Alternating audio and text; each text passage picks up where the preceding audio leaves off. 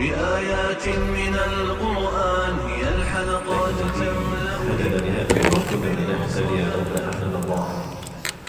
لقد جاءت رسل ربنا بالحق ونريد أن تلكم الجنة أورثتموها بما كنتم تعملون. أشهد أن لا إله إلا الله وحده لا شريك له وأشهد أن محمدا عبده ورسوله الذي لا نبي بعده. ما شاء الله كان وما لم يشاء لم يكن ولا حول ولا قوة إلا بالله. اللهم صل وسلم على حبيبنا ونبينا محمد بن عبد الله وعلى آله وأصحابه ومن والاه. قال الله تعالى في كتابه الكريم وبقوله يهتدي المهتدون. أعوذ بالله السميع العليم من الشيطان الرجيم من همزه ونفخه ونفثه. يا أيها الذين آمنوا اتقوا الله حق تقاته ولا تموتن إلا وأنتم مسلمون. وقال تعالى في آية أخرى وتزودوا فإن خير الزاد التقوى واتقون يا أولي الألباب. وقال تعالى في آية أخرى ولا يزالون يقاتلونكم حتى يردوكم عن دينكم إن استطاعوا. الآية. وقال تعالى في آية أخرى وليخشى الذين لو تركوا من خلفهم ذرية ضعافا خافوا عليهم وليتقوا الله وليقولوا قولا سديدا. وقال رسول الله صلى الله عليه وسلم وهو صادق الوعد الأمين لا تزال طائفة من أمتي ظاهرين على الحق لا يضر من خذلهم ولا من خالفهم حتى تقوم الساعة. أو كما قال رسول الله صلى الله عليه وسلم في حديث الأخرى حتى نزل عيسى بن مريم. أو كما قال رسول الله صلى الله عليه وسلم في حديث الأخرى خير القرون قرني ثم الذين يلونهم ثم الذين يلونهم. الحديث كما قال صدق الله العظيم وصدق رسول الكريم ونحن على ذلك من الشهيدين. إلى حضرة الكرام ورئيس لقائم من هذا المسجد جميع الجهاد حفظكم الله، وإلى الأساتذة والأساتذة حفظكم الله، وإلى العلماء والزعماء المستقيمين والمستقيمات لإقامة هذا الدين في هذا المسجد الجهاد في قرية Padang Panjang Sumatera Utara Sumatera Barat. Hafizakumullah. Wa ilal hadirin wal hadirat asy-syabab wal fatayat ahli hadzal masjid salat jami'at subhi. Uhayyikum bi tahiyatil Islam. Assalamu alaikum warahmatullahi wabarakatuh. Tidak kata yang bisa saya panjatkan pertama kali di momen kali ini di waktu yang sangat berharga, momen kebangkitan Islam, titik tolak kemenangan umat manusia di waktu subuh ini, melainkan dengan syukur kita kepada Allah SWT. Kita puji Allah Subhanahu wa Ta'ala yang telah membangunkan kita dari tidur kita, lalu memberikan kenikmatan kepada kita untuk bisa beribadah salat subuh di Masjid Jami Al-Huda ini. Maka ini merupakan sebuah karunia yang besar bagi saya pribadi bisa kembali ke Padang Panjang. Sudah yang keempat kali atau ketiga kali ke Padang Panjang ini. Namun baru kali ini saya ceramah di masjid ini, maka saya bersyukur pada Allah dengan sebaik-baik syukur padanya. Dan juga mengucapkan terima kasih kepada DKM Masjid Jami Al-Jihad yang telah memfasilitasi kami untuk bisa hadir dalam kajian ini. Salawat dan salam semua tercurah pada uswah dan qudwah kita Rasulullah Muhammad sallallahu alaihi wasallam. Nabi dan Rasul yang diutus ke tengah-tengah umat manusia untuk memenangkan Islam atas agama-agama yang lain, betapapun orang-orang kafir dan orang-orang musyrik, bahkan orang munafik membencinya. Yang saya hormati dan saya muliakan Allah, pimpinan dan juga pengurus Badan Kemakmuran Masjid Al-Jihad, Hafizakumullah. Dan saya hormati dan saya muliakan Allah, para ulama, para suhaba yang istiqomah berjuang menegakkan syiar Islam di sekitar Masjid Al-Jihad, terutama di Padang Panjang. Dan juga hadirin kaum muslimin muslimat rahimakumullah. Perkenalkan, mungkin saya di sini belum perkenalan. Sudah saya kenalkan, tapi singkat saja saya perkenalkan. Nama saya Rahmat Beguni. Saya lahir di Bandung 25 Februari 1976. Alamat rumah tinggal di Gria Asri Pasirwangi, Cigending, Ujung Berung. Ini kalau disifatkan mungkin Bandung Timur, tidak jauh dari kampus Universitas Islam Nusantara, Universitas Islam Negeri Sunan Gunung Jati, UIN Sunan Gunung Jati. Saya lahir dari seorang ibu Jawa Barat, namun ayah ada darah Minang karena kakek saya dari Sungai Puang, Bukit Tinggi. Awak dari Bukit Tinggi tapi tidak bisa bahasa Minang, mohon maaf. Sedih saya. Betapapun kakek saya orang Minang, tapi saya tidak bisa bahasa Minang. Yang saya bisa cuma makan nasi Padang saja. Mungkin ada seseorang yang mau mengajari saya bahasa Minang, insya Allah saya terima.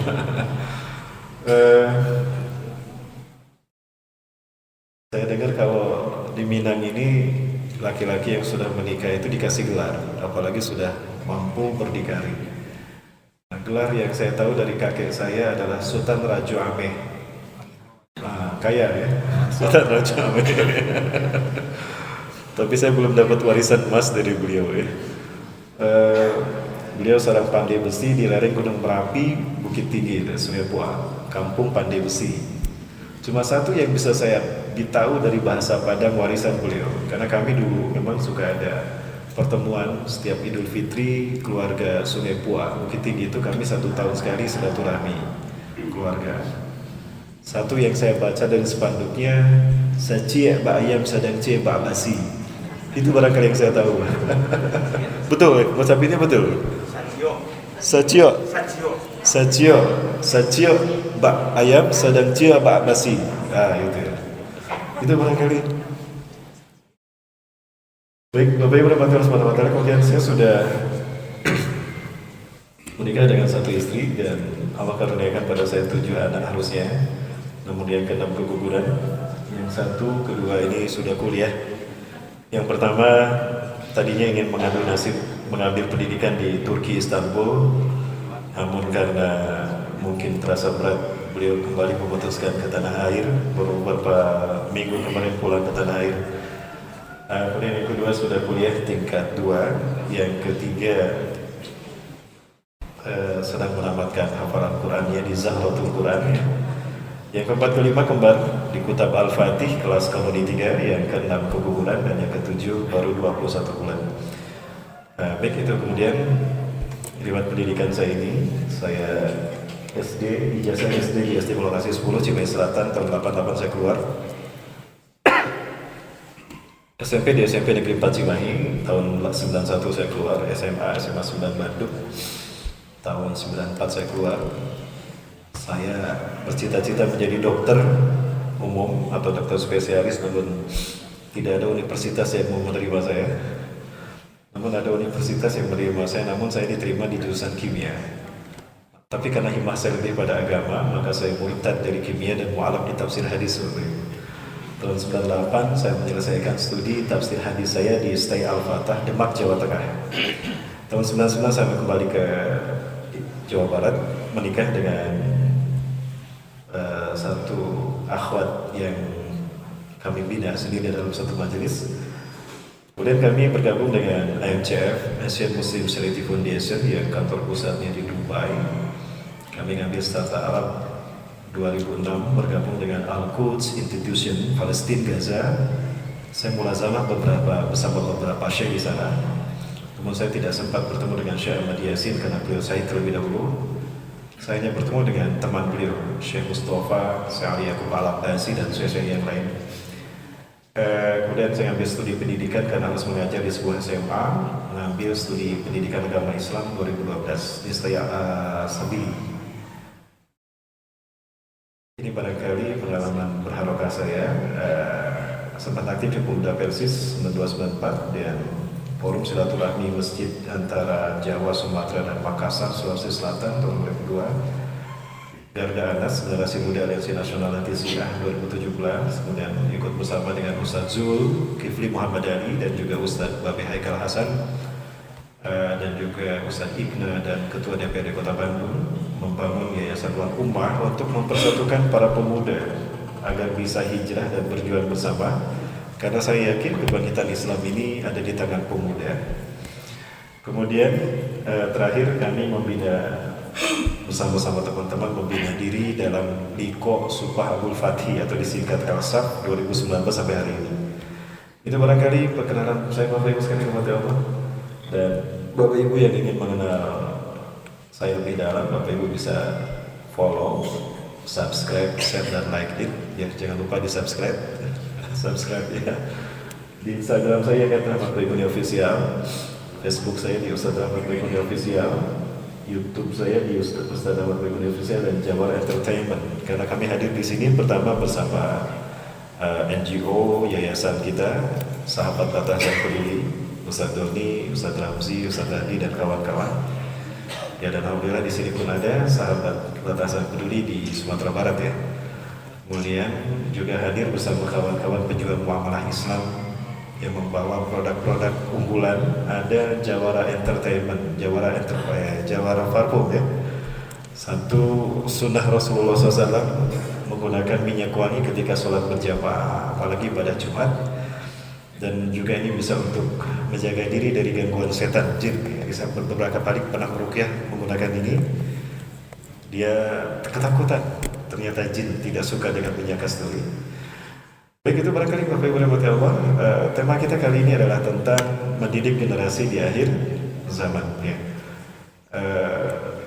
Saya memang viral di jagat maya dunia internet tentang Ustadz akhir zaman ya. Tapi mohon maaf, itu mungkin kembaran saya. Kalau saya sudah kapok menjadi Ustadz akhir zaman, ternyata betapapun jujur kita berbicara di akhir zaman ini tetap aja dikatakan salah jika bertentangan dengan kepentingan penguasa ya. Begitu ya para sekalian. Maka saya sudah tidak lagi menjadi Ustadz akhir zaman. Saya sudah bertekad bulat untuk menjadi Ustadz akhir bulan Bapak Ibu. Jadi jangan sebut saya Ustadz akhir zaman, panggil saya Ustadz akhir bulan. Baik Bapak Ibu dan Allah Subhanahu wa taala. Strategi musuh-musuh Islam kali ini kalau memang kita lihat sepak terjang mereka memerangi kita, itu sekarang memiliki strategi yang luar biasa. Strategi yang menurut mereka efektif dalam memerangi umat Islam, yaitu mengurangi, mereduksi akidah umat Islam, terutama generasi muda mereka sedikit demi sedikit. Menjauhkan generasi muda dari masjid, menjauhkan generasi muda dari Quran dan Sunnah, menjauhkan generasi muda dari para ulama. Cara mereka adalah jauhkan mereka dari sejarahnya. Berbicara tentang peradaban generasi muda dan peradaban Islam dari zaman Rasulullah sampai ke kita, ada satu pandangan yang cukup menarik ini dari seorang pengamat internasional, pengamat sosial, seorang futurolog dari Timur Tengah, Majid Kailani. Beliau membagi dari Rasulullah ke kita menjadi 3 fase. Ada fase atau ada periode sehat, yang kedua periode sakit, yang ketiga periode kematian. Disebut periode sehat karena loyalitas manusia pada periode ini berporos kepada akidah, kepada risalah. Ya. Pranata sosial yang dikembangkan pada saat itu bersumberkan pada Quran dan Sunnah. Sehingga tolok ukur yang beredar di tengah-tengah masyarakat, kapan seseorang dihormati, seseorang dimuliakan karena takwanya, karena iman dan Islamnya. Nah, periode ini diwakili oleh Rasulullah SAW dan para sahabat radhiyallahu anhum. Ini adalah periode terbaik. Bahkan Allah sendiri yang mengatakan kuntum khairu ummah. Dimulai dari Rasulullah SAW, kemudian dilanjutkan oleh sahabat di masa Khulafaur Rasyidin Al-Mahdiyyin. Rasulullah SAW menyebutkan khairul qurun qarni, thumma alladhina yalunahum, thumma alladhina yalunahum. Sebaik-baik kurun adalah masaku, setelah itu masa sesudahku dan masa sesudahku. Itu ya, kata Rasulullah SAW. Kemudian yang kedua, periode sakit. Nah, mulai terjadi distorsi nilai-nilai akidah, distorsi nilai-nilai kebaikan ummah. Terjadi pergeseran orientasi hidup manusia umat Islam. Disebut periode sakit karena loyalitas manusia sudah mulai bergeser. Yang tadinya pada akidah, pada risalah itu berubah menjadi pada kekuasaan.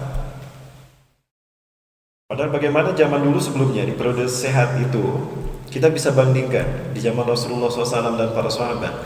Bilal bin Rabah lebih mulia daripada Abu Sufyan. Betapapun secara lahiriah Bilal itu budaknya Umayyah bin Khalaf.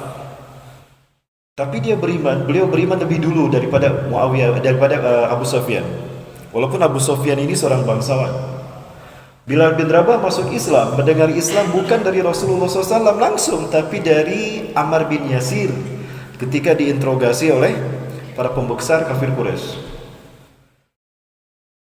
Di saat para pembesar kafir Quraisy tertutup hatinya karena memang mereka jahiliyah, justru Bilal yang memahami apa yang dikatakan oleh Ammar bin Yasir, sehingga beliau beriman dengan penyampaian apa yang disampaikan oleh Ammar bin Yasir. Nah, di mata masyarakat saat itu Bilal lebih mulia daripada Abu Sufyan. Adapun pada periode yang kedua, periode sakit, mulai terjadi pergeseran nilai. Loyalitas manusia berporos pada kekuasaan dan orang yang berkuasa. Maka pada saat itu berlomba-lomba umat Islam berkuasa. Dan terjadi sistem kepemimpinan Islam yang bergeser dari khilafah menjadi mulkan, menjadi dinasti monarki hereditas. Di mana Muawiyah bin Abi Sufyan mendeklarasikan berdirinya dinasti Umayyah. Dia tidak mau berbaiat kepada Ali bin Abi Thalib sebagai khalifah yang keempat. Maka tolak ukur yang beredar di tengah-tengah masyarakat pada saat itu adalah siapa yang berkuasa dan siapa yang dekat dengan kekuasaan. Itu yang dimuliakan. Periode ini diwakili oleh periode dinasti Umayyah, ya, mulai dari 661 Masehi sampai berakhirnya Turki Utsmani 1924. Dan di situ terjadi monarki hereditas. Kepemimpinan Islam tidak lagi berdasarkan ketakwaan, tetapi berdasarkan garis keturunan. Maka kekuasaan berpindah dari ayah turun kepada anak, dari anak turun kepada cucu, dari cucu turun kepada cicit, dari cicit turun kepada Bapak Ibu hafal? Dari cicit turun kepada buyut, dari buyut turun kepada bau, dari bau turun kepada udeg-udeg, dari udeg-udeg turun kepada janggawareng, janggawareng turun kepada kait siwur, kait siwur turun kepada pancakaki, dan dari pancakaki turun kepada Pancasila. Nah, sekarang Pancasila kan? Jadi monarki hereditas keturunan. Betapapun demikian, mereka masih berpegang teguh pada Quran dan Sunnah. Tahkim hukum yang mereka tegakkan masih hukum Islam. Betapapun kepemimpinan sudah bergeser dari khilafah ala minhajin nubuwah kepada daulah, ya, daulah hukumiyah. Tapi mereka masih berasaskan hukum Islam. Maka Allah berkahi mereka berkuasa 1262 tahun. Maka tercatat dari Rasulullah sampai Turki Utsmani, umat Islam memimpin 13 abad lebih, 1315 tahun. Tidak ada genosida yang dilakukan umat Islam terhadap kaum minoritas yang kafir. Tidak ada perang dunia, tidak ada. Justru damai sejahtera dunia. Tidak terorisme, tidak ada. Namun ketika Barat memimpin dunia, mulai terjadi distorsi, bukan nilai-nilai akidah lagi, tapi nilai-nilai kemanusiaan. Pada saat itulah umat manusia memasuki periode yang ketiga, periode kematian. Sehat, sakit, mati. Disebut periode kematian karena pada saat itu loyalitas manusia bergeser kepada benda, bukan hanya kekuasaan. Sehingga tolak ukur yang beredar di tengah-tengah masyarakat, seseorang dihormati, seseorang dimuliakan karena kekayaannya. Ada ustadz datang yang satu pakai Mercy atau pakai Velfire Alphard, yang satu pakai motor. Motornya cicilan, belum lunas, tapi ustadz nggak nyicil ya. Ya, cicilannya ke koperasi, bukan ke leasing ya. Mana yang dihormati lebih dulu? Ustadz yang datang pakai Velfire apa ustadz yang datang pakai motor? Nah, itu nilai-nilai yang berada di tengah masyarakat saat ini, di periode kematian. Umat Islam sudah dijangkiti oleh virus wahan. Sebelumnya wahan, sekarang hedonis materialis. Bahkan mereka cenderung berkuasa. Dalam orientasi hidup umat Islam, kekuasaan itu identik dengan kekayaan. Maka umat Islam berlomba-lomba berkuasa, karena di balik kekuasaan. Dan ini yang terjadi pada periode kematian. Periode ini adalah periode kita hari ini, Bapak Ibu yang dirahmati Allah. Kita ada periode kematian umat Islam. Maka di saat inilah umat Islam mengalami kehancuran, deislamisasi dalam berbagai macam bidang, terutama akidah. Tolak ukurnya adalah lihat saja generasi mudanya, anak-anaknya. Karena generasi muda adalah gambaran orang tuanya. Kalau ingin tahu seperti apa kualitas orang tua, lihat anaknya. Karena anak itu ada segala-galanya dari orang tua. Dan ini yang terjadi, Bapak Ibu. Seringkali kami mendapati anak-anak yang mereka bangga merokok di hadapan umum. Merokok memang bukan sesuatu yang dikatakan tercela, tetapi memang merokok untuk orang dewasa mungkin bisa dimaklumi. Tapi kalau untuk anak-anak ini bukan saatnya. Maka kejatuhan nilai dari tatanan sosial umat Islam di muka umum adalah ketika mereka melakukan sesuatu yang mungkin tabu. Ini artinya hilangnya nilai-nilai rasa malu di dalam Islam. Padahal malu adalah tanda yang paling kecil dari keimanan seseorang. Coba kita lihat anak-anak muda kita. Ya, sekali lagi saya tidak mengatakan merokok itu buruk, tidak. Tapi saya tidak merokok. Saya mengharamkan rokok bagi saya sendiri. Betapapun demikian, bukan berarti perokok ini buruk sekali lagi. Ya. Ada kok perokok yang masuk surga. Apalagi mereka punya dalilnya. Inna ashabal udud yadkhulunal jannah. Sesungguhnya para perokok itu masuk surga. Betul. Cuma hadisnya maudhu. Hadisnya palsu. Karena yang meriwayatkannya rawahu URB, bukan riwayat Abu Dawud. Namun jika perokok ini masuk surga, mungkin di surga pun mereka ingin merokok. Cuma harus kita catat, di surga nggak ada api, Bapak. Api adanya di neraka. Nah, jadi para perokok ketika ingin merokok harus ke neraka dulu ngambil api. Balik lagi ke surga. Baik, tapi dalam fenomena yang terjadi pada anak-anak kita, Bapak Ibu, bukan hanya hal itu menunjukkan gambaran betapa lemahnya mereka. Dan inilah yang dinyatakan oleh Allah Azza wa Jalla di dalam Quran surat Maryam ayat ke-50. Satu fakta empiris yang tidak bisa kita pungkiri dari hancurnya generasi umat Islam hari ini. فَخَلَفَ مِنْ بَعْدِهِمْ فَخَلَفَ مِنْ بَعْدِهِمْ خَلْفٌ أَضَاعُوا الصَّلَاةَ وَاتَّبَعُوا الشَّهَوَاتِ. Maka menggantikan setelah generasi-generasi terbaik, generasi-generasi salafus saleh adalah generasi yang buruk. Ciri keburukan mereka, adha'us shalah wattaba'u syahawat, menyia-nyiakan salat dan memperturutkan hawa nafsu, adalah sesuatu yang pasti relevansi korelasinya pas, artinya berbanding terbalik. Ketika salat ditinggalkan, maka maksiat digemari. Kenapa dikatakan harus salat? Karena salat merupakan parameter benar tidaknya syahadat seseorang. Kenapa salat menjadi rukun Islam yang kedua setelah syahadat? Karena salat menjadi ukuran benar tidaknya syahadat seseorang. Ketika salatnya benar, maka benarlah syahadat seseorang. Ketika salatnya baik, benar, maka benarlah tauhidnya. Karena salat merupakan konfigurasi dasar tauhid secara hakikat, secara garis besar.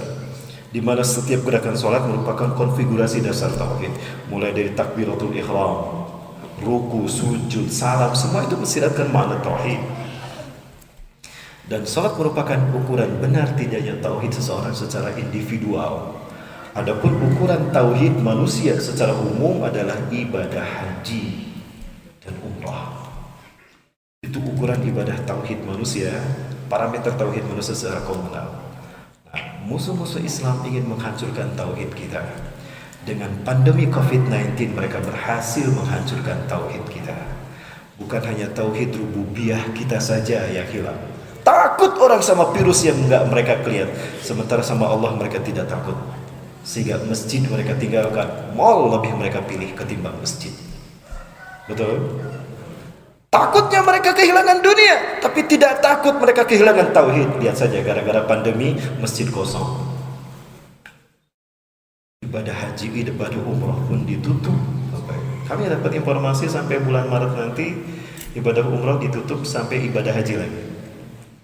Ini sesuatu yang kami tidak setuju dengan kebijakan Arab Saudi. kalah kita sama COVID-19.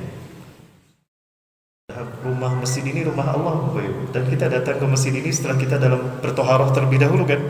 Kita membersihkan diri. Apalagi tanah suci, Bapak Ibu. Mekah, kenapa ditanakan tanah haram?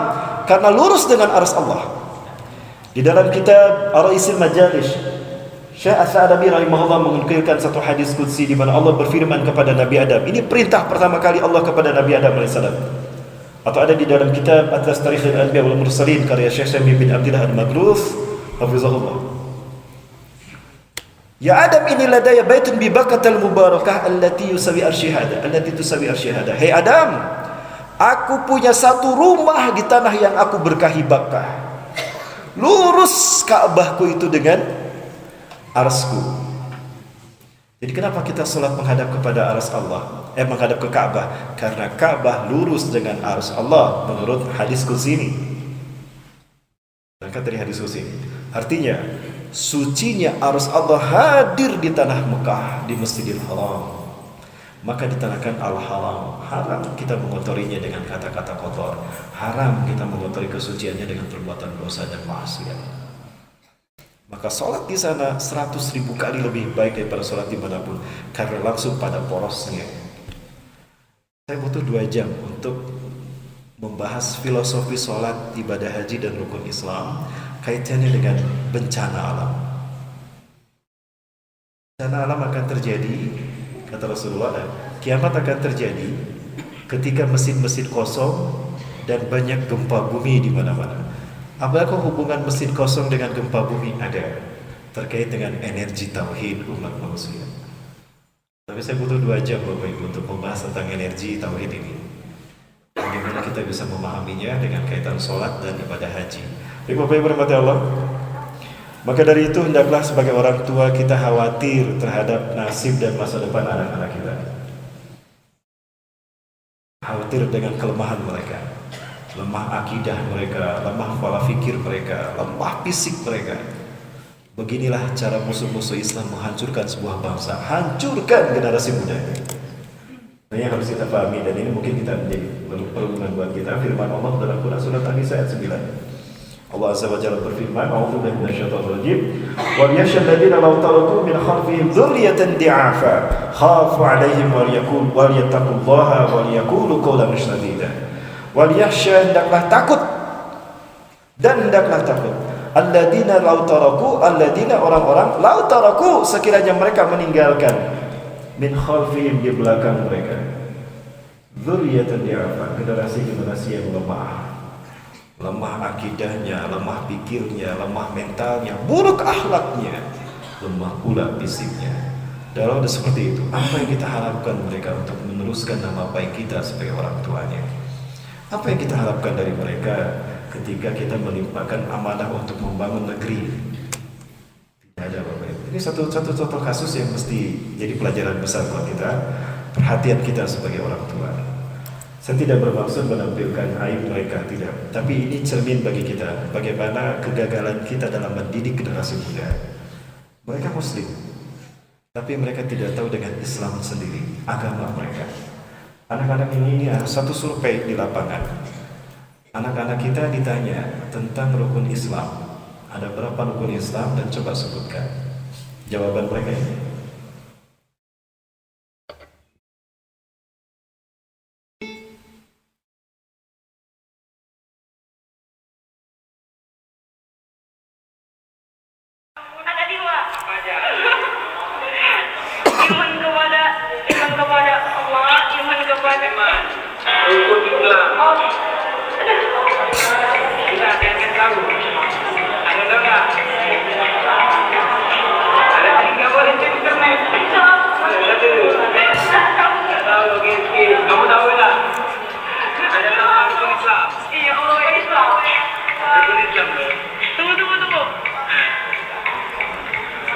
Ada berapa? Rukun Islam ada berapa? Yang kedua dulu. Ada berapa rukun Islam? Ada 5. Ya, terus Yang pertama zakat. ada. Bapak Ibu sekalian. Jadi bagaimana mereka akan membumikan Islam dalam perilaku mereka? Bagaimana Islam akan membumi, mewujud menjadi pola pikir mereka, cara mereka berucap, cara mereka berbuat, beramal. Sementara untuk memahaminya pun tidak. Bahkan tidak bisa membedakan mana rukun Islam dengan rukun iman. Itu hanya konseptual, satu hal yang paling mendasar bagi anak-anak kita. Tapi mereka tidak tahu.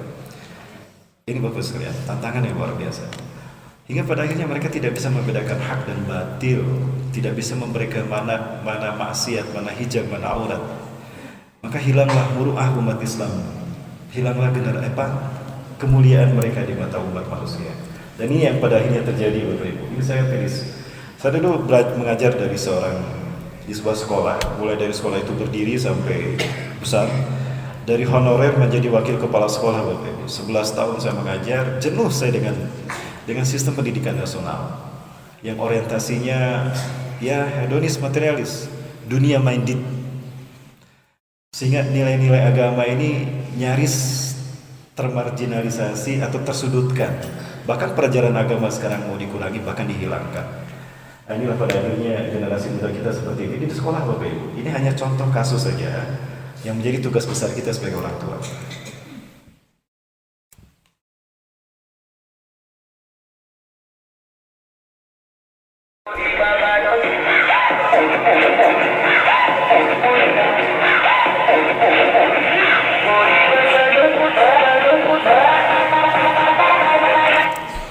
Itu aja Bapak Ibu, saya lihatnya udah memuak Bapak Ibu. Di mana hijab diajarkan pada mereka, laki-laki dan perempuan, dan itu hal-hal yang hina sebetulnya, hal-hal yang sepele yang tidak perlu dilakukan oleh generasi muda kita. Ini Bapak Ibu dimati Allah. Hal ini terjadi karena memang anak-anak kita jauh daripada agama. Mereka tidak dibekali dengan nilai-nilai agama dan iman, mereka tidak dibentuk dengan baik Bapak Ibu. Siapa yang berdosa? Kita yang berdosa sebagai orang tua. Dan ini beban berat yang harus kita pertanggungjawabkan di hadapan Allah. Dalam arti lain ini merupakan secara kontraproduktif, ini merupakan keberhasilan musuh-musuh Islam ketika mereka menghancurkan kita. Bapak Ibu rahmati Allah, musuh-musuh Islam tidak akan pernah berhenti memerangi kita. Apapun mereka kerahkan demi menghancurkan kita. Dan tolak ukur dari kekuatan kita itu adalah generasi muda. Maka mereka serang generasi mudanya. Maka mengalirlah arus-arus kemaksiatan, arus-arus kekufuran kepada generasi muda kita. Di saat yang sama, generasi muda kita menelan bulat-bulat apa yang datang dari barat. Tanpa daya saring iman dan Islam, mereka telan bulat-bulat budaya barat. Hingga akhirnya hancurlah generasi muda kita. Ini pada akhirnya sesuatu yang kita takutkan pun terjadi pada generasi muda kita. Bapak Ibu, kita muhasabah, kita reorientasi kembali pendidikan kita terhadap anak-anak kita. Sudah seberapa berhasilkah kita? Dan ini parameternya barangkali. Pada akhirnya seperti ini. Ini adalah fitnah yang jauh, dan ini membuktikan kebenaran firman Allah Subhanahu wa taala.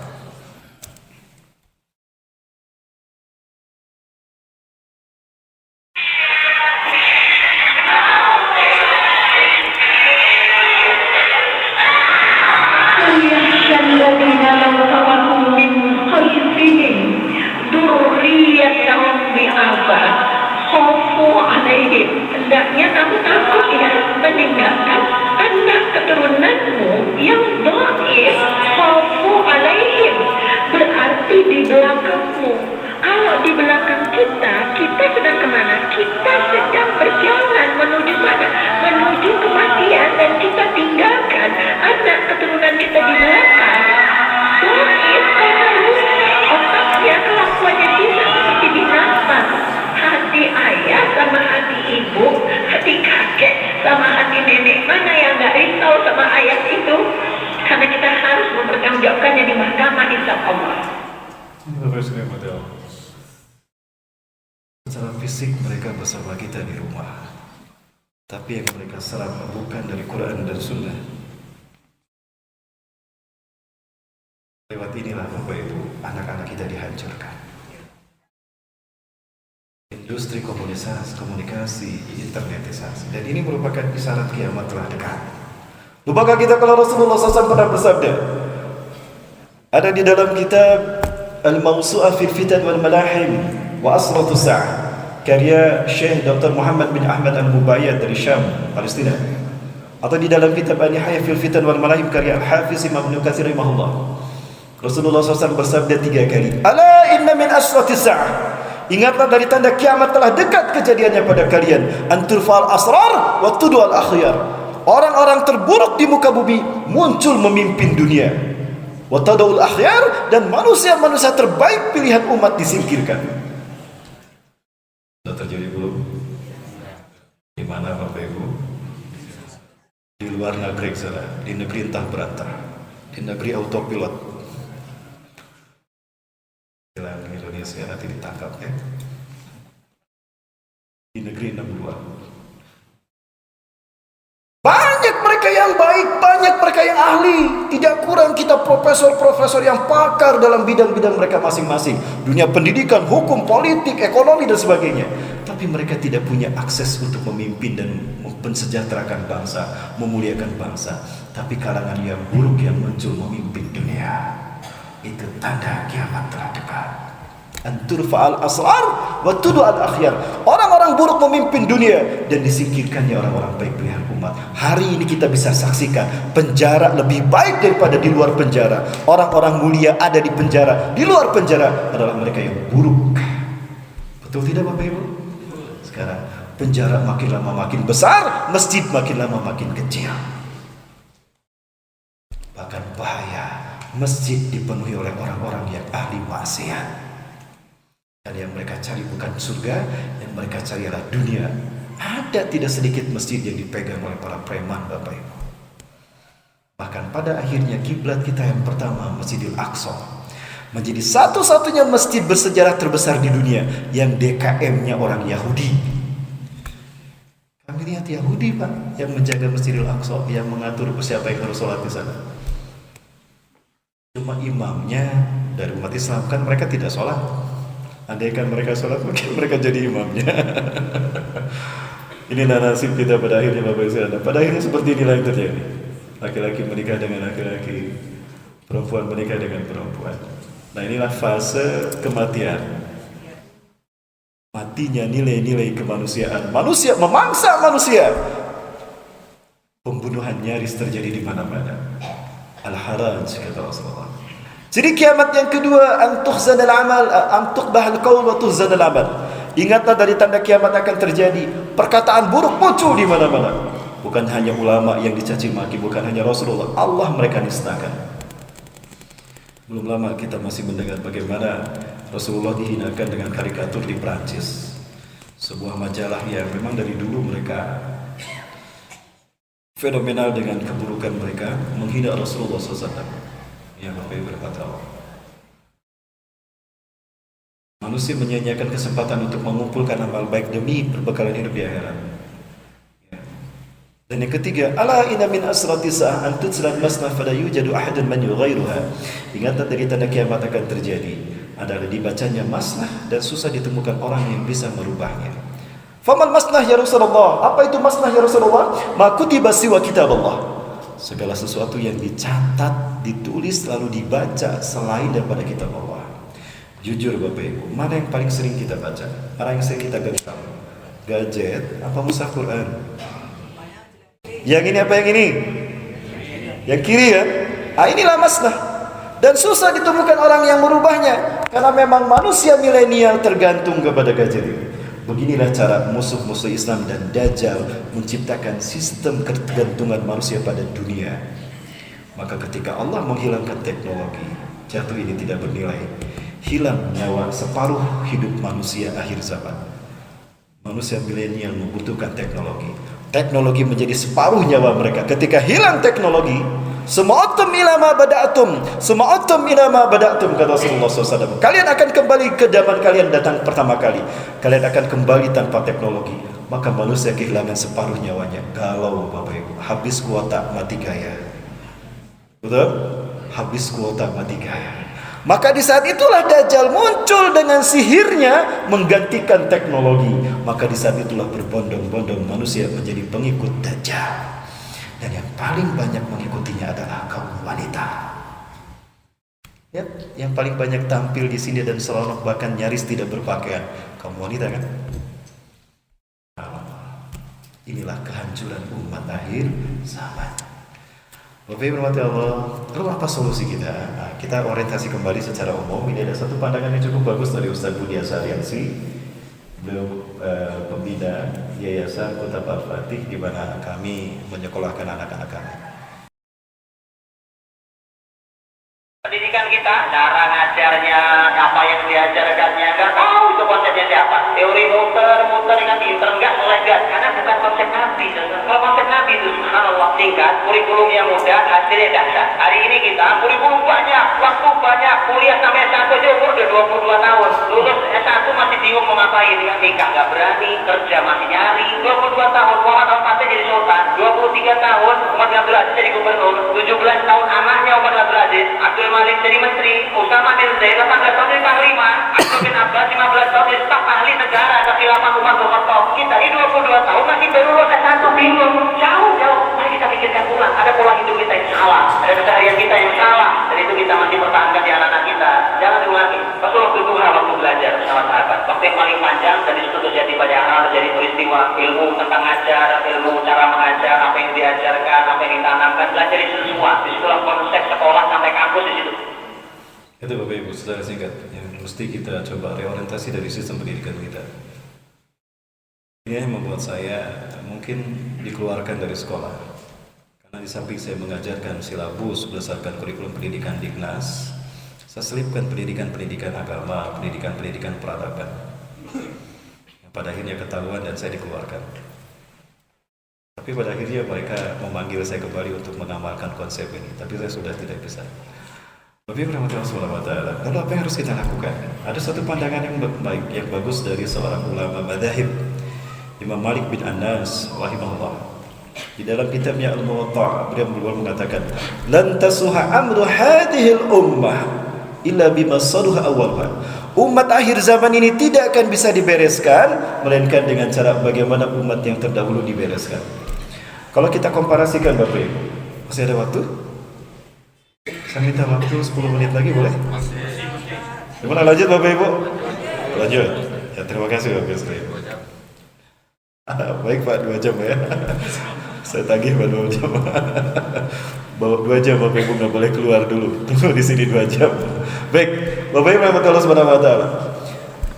Ada 4 indikator setidaknya. Ada 4 indikator masyarakat Arab jahiliyah disebut jahiliyah. Yang pertama, inhirafuhum anit tauhid, menyimpangnya mereka dari tauhid. Islam yang fitrah mereka sudah hilang, luntur. Bahkan mereka menyembah berhala. Ya, paganisme berontak pada mereka. Yang kedua, ad-dunya ibtighahum, orientasi hidup masyarakat Arab mereka adalah dunia. Sehingga prinsipnya itu adalah kerja, bukan ibadah. Salah saya bicara apa? Keceletot ya. Kalau kerja kan untuk cari dunia, kalau ibadah untuk cari akhirat. Yang ketiga, intisyarul ma'asi, maksiat di mana-mana. Bahkan zina dilakukan oleh anak-anak kecil. Bahkan anak berzina dengan ibunya. Yang keempat, al-ikhtilaf wal-iftiraq bainal ummah, bainan nas, perselisihan dan perpecahan di tengah-tengah umat. Umat berpecah, umat bersepele hanya berbeda pendapat saja. Bahkan penjara penuh dengan orang-orang karena perbedaan pendapat dan perbedaan pendapatan. Pendapat dan pendapatan. 4 indikator jahiliyah ini ada tidak hari ini? Ada tidak hari ini Bapak Ibu? Manusia menyimpang dari tauhid, terjadi tidak? Terjadi. Ad-dunya ibtighahum. Orientasi hidup kita, orientasi hidup umat manusia akhir zaman ini di dunia. Terjadi tidak? Maksiat di mana-mana terjadi. Perpecahan di tengah-tengah umat Islam terjadi. Jadi 4 indikator jahiliyah ada hari ini. Berarti kita jahiliyah. Hari ini kita kembali jahiliyah. Betul apa yang disabdakan Rasulullah SAW. Badal Islamu ghariban wa sayaudu ghariban kama bada. Fatuba lil ghuraba. Islam datang pada saat itu asing di tengah-tengah manusia, padahal fitrah mereka adalah Islam.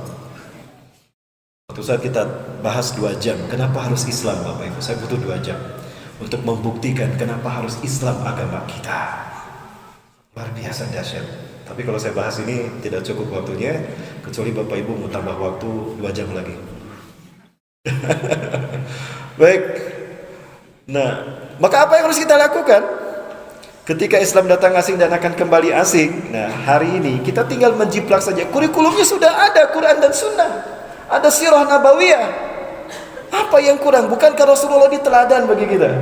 Dalam segala aspek, bahkan dalam berumah tangga pun Rasulullah teladan terbaik. Ibu-ibu, saya tanya sama ibu-ibu. Kalau Rasulullah istrinya berapa? Berapa, Bu? 11. Ada yang bilang 9, ada yang bilang 11, ada yang bilang 12. Kalau ibu istri yang keberapa? Istri pertama, Bu ya. Kalau pertama belum istri berarti Bang. Pak, baru iswan. 1 itu iswan, 2 istu, 3 baru istri. 1, 2, 3 kan? Iswan, istu, istri. Gitu ya, Bu. Dalam hal berumah tangga saja Rasulullah menjadi teladan. Kenapa Rasulullah istrinya lebih daripada 4, Bu? Kenapa harus 9 atau 11 istri Rasulullah SAW? Nah, ini yang menjadi kesempatan musuh-musuh Islam menghina Rasulullah. Allah perintahkan min khasaisi rusul, dari kekhususan para nabi, kekhususan Rasulullah SAW. Kenapa beliau diperbolehkan menikah dengan 11 istri? Karena 11 istri beliau adalah tipe semua wanita di seluruh dunia. Apapun tipe kaum wanita di dunia itu ada pada 11 istrinya. Tipe pencemburu ada, tipe orang yang pendiam ada, tipe orang yang aktif ada, tipe pengajar ada. Apapun tipe seorang istri, Rasulullah tetap menjadi teladan suami terbaik. Ini luar biasanya Rasulullah SAW. Nah, kalau kita nggak bisa, jadi cukup aja lah. Kalau nggak kuat 4, 1. Tapi itu wain khiftum, jika kalian takut 1 saja. Jadi yang 1 itu penakut katanya, kata orang Arab. Saya juga baru 1, Bu. Baru 1 ya. Baik Bapak Ibu rahmati Allah. Baik, seperti apa kurikulum membangun peradaban yang diajarkan Rasulullah SAW? Barangkali ini Bapak Ibu sekalian kita lihat tayangan yang 1 ini. Jangan kemana-mana, tetap bersama saya yang selain 1 ini. Kita lihat bagaimana kurikulum Rasulullah membangun peradaban dan bagaimana hasilnya dalam tempo 23 tahun. Ada 2 kurikulum mendasar yang Rasulullah bangun. Yang pertama, takwinul syakhsiyah Islamiyah di Mekah, 11 tahun membentuk individu-individu bertauhid. Kedua, takwinul ummatan wahidah, membangun umat peradaban di Madinah. Setelah sekian lama umat manusia ada dalam kegelapan dalam sepanjang peradabannya. Puncaknya di tahun 610 Masehi. 1 tahun yang sangat pas, sangat cocok untuk memulai pembangunan peradaban manusia di pagi hari. Dimulai dari Gua Hira ini. Dipandang sesuatu yang sangat darurat untuk merubah peradaban manusia yang buruk, untuk merubah peradaban manusia menjadi lebih baik. Maka turunlah 5 wahyu pertama. A'udzu billahi minasyaitonir rajim. Bismillahirrahmanirrahim. Iqra bismi rabbikal ladzi khalaq. Khalaqal insana min 'alaq. Iqra wa rabbukal akram. Alladzi 'allama bil qalam. 'allamal insana ma lam ya'lam. Setidaknya ada 3 pilar peradaban yang Allah ajarkan pada Rasulullah untuk merubah bangsa Arab yang jahiliyah menjadi khairul ummah. Yang pertama ada ilmu, knowledge. Ilmu yang pertama. Yang kedua, faith in God, percaya kepada Allah, ada iman billah. Dan yang ketiga, love for humanity, cinta kepada sesama manusia. 3 peradaban ini dibingkai dengan mutiara-mutiara wahyu Allah, nilai-nilai yang paling mendasar dalam peradaban manusia. Maka muncullah individu-individu yang brilian. Abu Bakar, Umar, Utsman, Ali, Abu Ubaidah bin Jarrah, ya, Mus'ab bin Umair, banyak, kemudian Bilal bin Rabah. Ternyata berhasil. Sedikit demi sedikit kegelapan jahiliyah sirna dari tanah Mekah. Maka disebarkanlah dakwah ini ke seluruh dunia, ke seluruh penjuru, hatta melalui lautan sekalipun. Demi menghilangkan jahiliyahnya, gelapnya manusia jahiliyah, menjadi Islam yang rahmatan lil alamin. Bermula dari Allah untuk manusia. Maka kemudian muncullah suatu perubahan yang signifikan. Muncullah sekolah-sekolah para sahabat.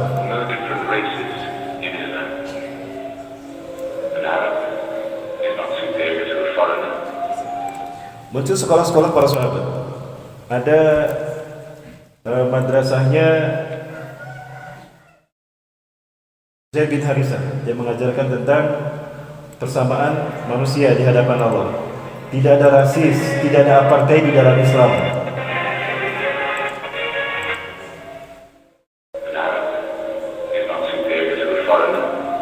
Ini madrasah-madrasah pertama, sekolah-sekolah pertama di masa para sahabat, atau disebut dengan sufah.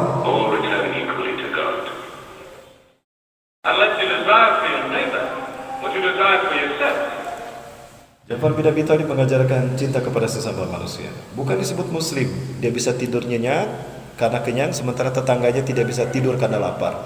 Itu bukan sifat seorang muslim. Itu yang diajarkan dalam madrasahnya Ja'far bin Abi Thalib. You don't have to say. A man who goes to bed with his belly full while his neighbor is hungry, he isn't a Muslim. The ink of a scholar is holier than the blood of a martyr. A man reading is handsome in the sight of God. Bilal bin Rabah di balik hitam kulitnya tersimpan mutiara yang luar biasa. Tahukah Bapak Ibu sekalian, ternyata Bilal bin Rabah inilah yang mengajarkan matematika kepada para sahabat. Bilal bin Rabah inilah yang mengajarkan pengetahuan IPA, ya, pengetahuan alam yang mendasar dan praktis terapan kepada para sahabat. Maka wajar Bilal mudah beriman pada Allah karena cerdas luar biasa. Maka apa yang terjadi 100 tahun kemudian setelah Rasulullah wafat, Islam menguasai dunia. So learn to read, and when you have learned, teach. Makanya yang terjadi 100 tahun setelah Rasulullah SAW wafat, apapun yang dibutuhkan dunia, Islam punya stoknya. Ketika dunia membutuhkan pakar ekonomi, Islam menyediakan. Ada siapa? Abdurrahman bin Auf, ada Utsman bin Affan. Ketika Islam membutuhkan pakar politik, ada Mu'ad bin Jabal. Pakar hukum, ada Mu'ad bin Jabal, ada Abdullah bin Amr bin As. Pakar pendidikan, ada Abdullah bin Mas'ud, Abdullah bin Abbas. Apapun yang dibutuhkan dunia, Islam menyediakan. Inilah kurikulum yang benar, Al-Quran dan Sunnah. Harusnya dari Al-Quran dan Sunnah kita membangun konsep pendidikan kita, konsep nubuah. Maka Islam melakukan sebuah revolusi peradaban yang luar biasa dengan 3 pilar utamanya: knowledge about God, ma'rifatullah, knowledge about human being, pengetahuan kemanusiaan, peradaban manusia, dan yang ketiga, knowledge about the world, pengetahuan tentang dunia. Maka apa yang terjadi? 100 tahun kemudian Islam menguasai peradaban dunia. Nah, saya tanya Bapak Ibu sekalian, ini di depan saya ada banyak kamera. Kamera ini menggunakan lensa obskuler. Saya bertanya pada Bapak Ibu, siapa yang pertama kali menemukan kamera lensa obskuler? Bukan orang barat, bukan, tapi seorang muslim yang hafal Quran di bawah usia 10 tahun. Rata-rata tokoh yang akan Bapak Ibu saksikan hafal Quran di usia 30 tahun. Ini pendidikan yang baik. Kenalkan anak-anak kita kepada Tuhannya dengan cara ajarkan, dengarkan pada mereka Al-Quran. Kurikulum yang baik untuk mengajarkan anak sejak dikandung sampai usia 5 tahun adalah Al-Quran dan iman. Itu pondasi membangun kemanusiaan dia sebagai makhluk yang terbaik. Al-Quran. Ambil intisari iman dari Al-Quran tadi, tanamkan sebagai pondasi bagi mental, jiwa dan hati, pemikiran kemanusiaan anak kita. Ini Bapak Ibu, saintis pertama di dunia 1000 tahun yang lalu adalah Ibnul Haytham. Dialah sebetulnya yang melakukan pencerminan bayangan, penelitian tentang pengaruh cahaya terhadap percerminan bayangan. Maka muncullah pembahasan dia tentang kamera. Kamera itu sendiri adalah bahasa Arab, qomroh, bahasa Arab. Ini ilmuwan pertama. Saat itu Barat ada dalam keadaan primordial. Mereka perang antar kabilah, perang antar negara, perang antar suku, perang antar koloni.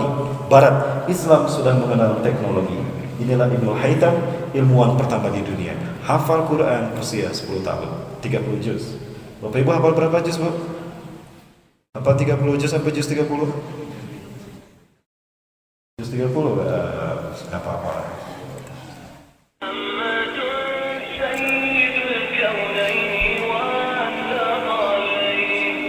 Ini penelitian dilakukan oleh Ibnul Haytham. Beliau menemukan lensa sekuler pertama kali di dunia. Bahkan teori Einstein juga ternyata dari aljabar. Al-Khwarizmi, bapak matematika dunia.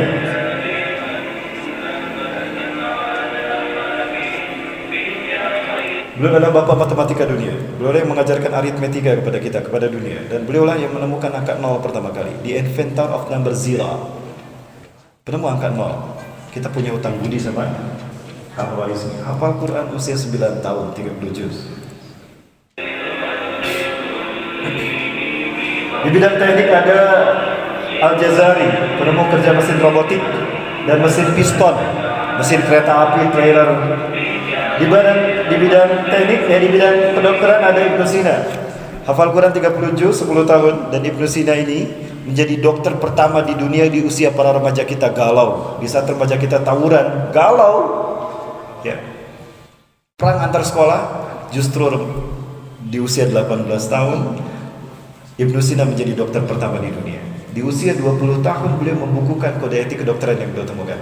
Qanun At-Tibb, masterpiece of medicine. 500 tahun dipelajari Eropa. Bayangkan karya seorang pemuda usia 18 tahun dipelajari 500 tahun oleh Barat. Barat mengenal kedokteran dari seorang pemuda yang bernama Ibnu Sina. Ini kurikulum Al-Quran dan Sunnah peradaban manusia, yaitu pendidikan berdasarkan kebutuhan manusia. Untuk 0 sampai 5 tahun apa yang dibutuhkan? Untuk usia 6 sampai 12 tahun apa yang dibutuhkan? Usia 13 sampai 17 tahun apa yang dibutuhkan? 18 tahun berkarya untuk dunia. Inilah konsep mendidik generasi akhir zaman. Kita tinggal menjiplak kurikulum mereka, kita amalkan. Paling tidak hasilnya mendekati. Bapak Ibu, waktunya sholat suruh. Pembahasan kita masih panjang Bapak Ibu. Mau dihentikan untuk sholat suruh lalu kita lanjutkan? Lanjut atau sholat suruh? Lanjut, ya. Bagi Bapak Ibu yang mau sholat suruh silakan. Baik.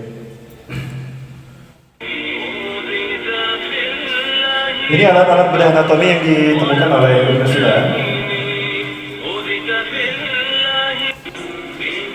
Ibnu Nafis di bidang astronomi ada Ibnu Battuta.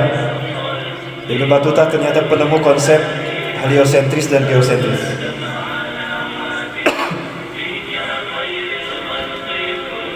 Ini alat yang bernama Astrolog. Alat ini menjadi alat navigasi utama sampai hari ini masih digunakan.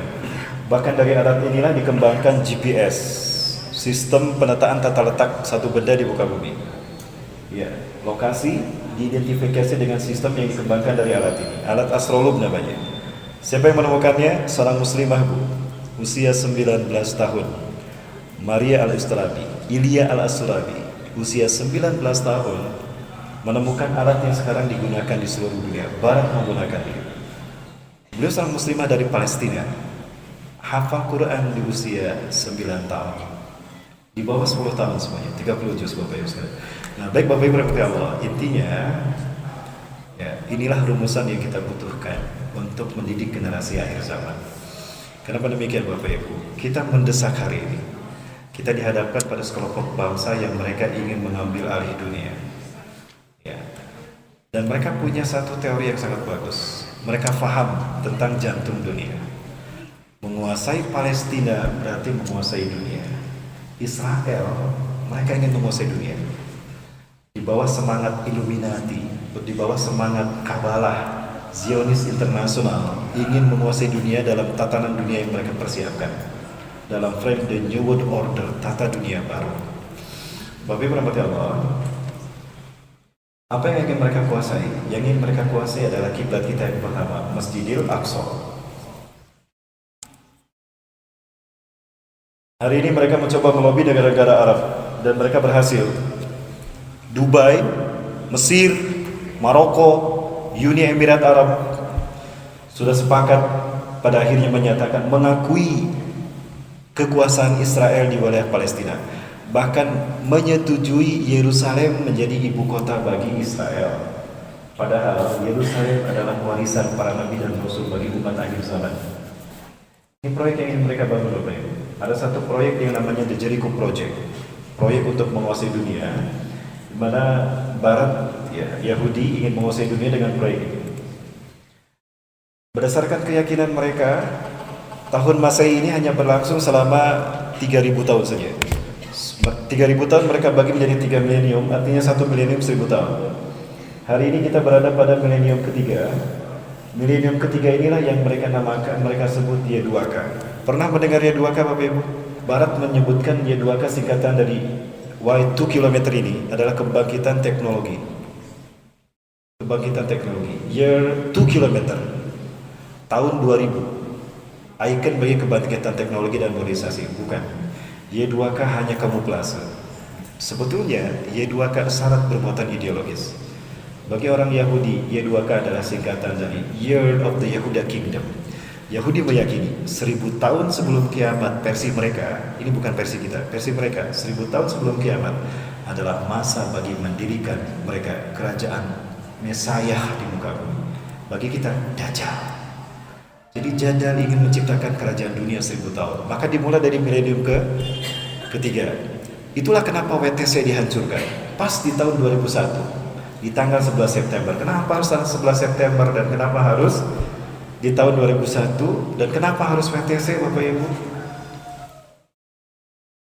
Itu adalah bagian dari Dajjal ingin menguasai dunia. Dajjal lahir di Samirah. Samirah adalah Palestina. Nah ini Palestina. Tahun 1946 Palestina ini mayoritas. Yang warna hijau ini Palestina. Warna putih ini adalah komunitas minoritas Yahudi. Tidak lebih dari 7,6% saja bangsa Yahudi ada di Palestina tahun 1946. Orang Palestina tidak keberatan Yahudi tinggal di Palestina. Silakan, asalkan mereka menghargai hak-hak sesama dan hak mayoritas. Tapi apa yang terjadi? 1947 PBB memutuskan membagi dua. Divide ya Palestine territory menjadi dua bagian. 54% bagi Israel, 4,46% bagi Palestina. Tapi pada akhirnya mereka terus mengambil alih Palestina. Dan apa yang terjadi Bapak Ibu?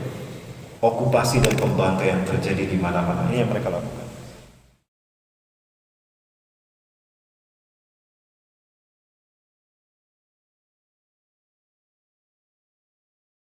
Ini yang mereka lakukan ingin mengambil Palestina dari umat Islam. Kenapa? Karena Palestina jantung dunia. Menguasai Palestina berarti menguasai dunia. Allahu Akbar. Bantaian demi pembantaian terjadi di negeri para nabi dan rasul Bapak Ibu. Demi Allah, ini yang kami saksikan di saat kami berada di sana Bapak Ibu.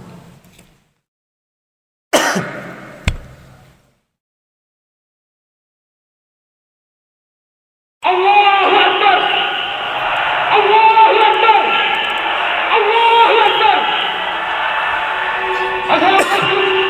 Bukan hanya masalah bangsa Palestina dan bangsa Arab saja, tapi permasalahan bersama umat Islam dimanapun mereka berada, di belahan bumi utara, timur, selatan, dan juga barat. Al-Quds adalah kitab pertama umat Islam, tempat melahirkannya Nabi pilihan. Kota ketiga yang diberkahi dan dimuliakan Allah Subhanahu wa Ta'ala, serta dijadikan anak jihad fi sabilillah.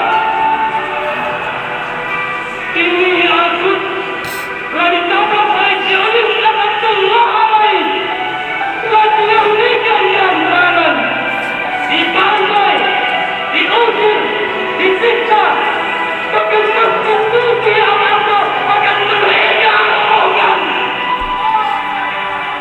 Wahai umat Islam, bangkitlah kalian. Sungguh telah tiba saatnya untuk berjihad. Genggam perang telah berlalu. Al-Quds, Al-Aqsa, Al-Qidam. Ini terjadi sejak dulu. Israel resmi mendirikan negara di tanah Palestina di tahun 1948, tepatnya 15 Mei 1948. Maka sejak saat itu terjadi pembantaian, okupasi, pengusiran, pembantaian pada umat Islam. Sampai hari ini Bapak Ibu.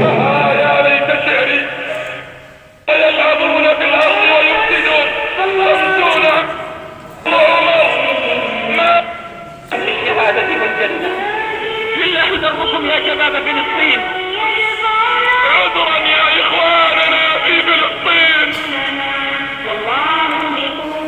Bahkan mereka ingin menghancurkan kiblat kita yang pertama, Bapak Ibu.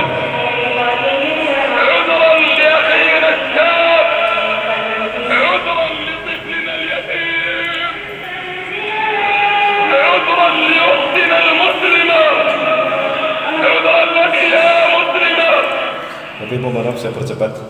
Saat ini mereka ingin sekali mereka menghancurkan kiblat kita yang pertama.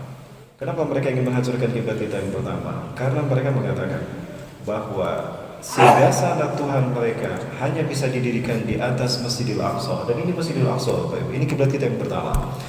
Di saat Isra Mi'raj itu terjadi, Allah Subhanahu wa taala mewajibkan salat wajib yang 5 waktu pada Rasulullah SAW. Kiblatnya bukan ke Mekah, tapi ke sini. Ini adalah kiblat yang pertama.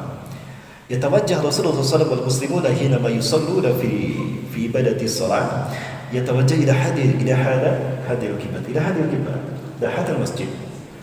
Rasulullah menghadap ke sini selama 17 atau 17 sa'ah, 16 atau 17 bulan menghadap ke sini. Yang disebut Masjidil Aqsa itu ini, Bapak Ibu. Dari sini, jengking ini, terus sampai sini. Nah, ini Masjidil Aqsa. Di dalamnya ada banyak masjid. Ada Dam al-Tara, atau Masjid Qubatus Safa, ada Masjid Kibli, ada Masjid Buraq, dan ada Masjid Marwani. Ini dinding yang satu-satunya tersisa dari peninggalan istana Nabi Daud dan Nabi Sulaiman. Maka orang Yahudi menjadikannya Wailing Wall. Ya, dimanapun kita sholat di sini, itu pahalanya lebih baik 500 kali dibandingkan sholat di masjid lain. Bapak Ibu, ini akan mereka hancurkan. Dan ketika ini hancur, akan mereka gantikan dengan Bait Solomon, istana bagi Dajjal yang mereka tunggu-tunggu. Ini Bapak Ibu sekalian. Inilah akan menjadi pengganti Masjidil Aqsa. Dan kalau ini terbangun, berarti iblis dan Dajjal menang, para nabi dan rasul kalah. Tapi saya yakin iblis tidak akan pernah menang. Iblis pasti kalah. Ja'al haqqu wa zahaqal batil, innal batila kana zahuqa. Datang kebenaran dan kebatilan pun datang, dan sesungguhnya kebatilan adalah sesuatu yang pasti musnah. Bapak Ibu, ini spirit kami, ini semangat kami bahwa kebatilan akan kalah dan Islam akan menang. Iblis tidak akan pernah berhasil membuatnya lagi, karena insya Allah generasi terbaik akan Allah siapkan bagi dunia ini. Bapak Ibu rahmati Allah Subhanahu wa taala, maka kita harus berjuang untuk membantu Palestina agar masjid-masjid ini tidak hancur, agar kiblat kita ini tidak hancur. Jangan lupa Bapak Ibu sekalian, Palestina sudah berkorban nyawa. Mereka rela dibantai, mereka rela disiksa, dibantai, dihancurkan tubuh mereka, tidak apa-apa. Karena kami yakin Allah akan membayar kami dengan surga. Bisa saja mereka mengungsi ke Jordan atau ke Libanon atau ke Suriah, atau jangan ke Suriah, atau ke Indonesia, ke Eropa, bisa saja. Tapi kalau mereka mengungsi, siapa yang menjaga kiblat kita yang pertama? Mereka betapapun dibantai, mereka ridho menunggu kemenangan Islam. Dan kemenangan Islam itu adalah di tangan Indonesia. Betulkah di tangan Indonesia? Bapak Ibu, itu yang saya dapatkan dari mereka. Ya, sebentar lagi Ustaz Doni akan menyampaikan tentang Palestina. Bapak Ibu sekalian mata Allah, ini kebanggaan kami menjadi Muslim Indonesia, Bapak Ibu sekalian. Kenapa demikian? Ada satu hadis dari Rasulullah SAW, Bapak Ibu. Ya. Ketika kami berada di sana, di Al-Quds, itu ada 5 pemuda Yahudi. Mereka hafal pemuda Yahudi. Ada 5 pemuda Muslim, bukan pemuda remaja. Mereka hafal Quran 30 juz. Mereka mimpi di satu malam yang sama. Di mimpi itu mereka dikunjungi Rasulullah SAW. Dan di mimpi itu Rasulullah bersabda, Ya ahla Syam, ya ahla Gaza, innal ladina sayuharirukum min zulmil yahud wa yu'aduna al-Quds ala rihamikum ikhwatukumul muslimun al-Andalusia. Wahai penduduk Syam, wahai penduduk Gaza, orang-orang yang akan memerdekakan kalian dari penjajahan Yahudi dan mengembalikan Al-Quds kepada kalian adalah Muslim Indonesia. Jadi mereka yakin Indonesia lah yang mereka tunggu-tunggu. Takbir! Allahu Akbar! Baik, Ustaz Doni, silakan. Alhamdulillahi Rabbil Alamin.